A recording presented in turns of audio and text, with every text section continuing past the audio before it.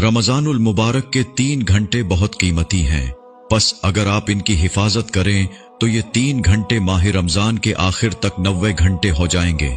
3 घंटे ये हैं। पहला घंटा इफ्तार का घंटा।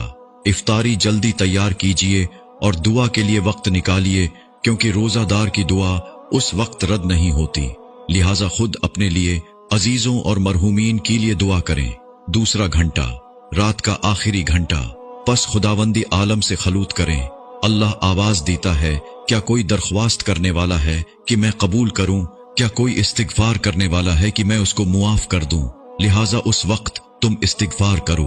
तीसरा घंटा सुबह की नमाज के बाद से सूरज निकलने तक मुसल्ले पर बैठे रहना और जिक्र खुदा करना।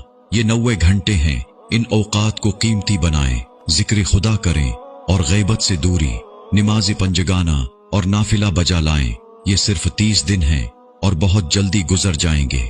4 चीजों की कसरत।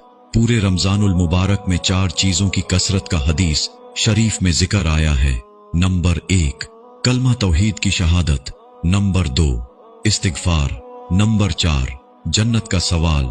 नंबर 5 जहन्नम से पनाह। इन 4 चीजों को दर्जा झेल कलमात में जमा कर दिया गया है। इनको याद कर लें और इनको पढ़ने का भी एहतिमाम करें।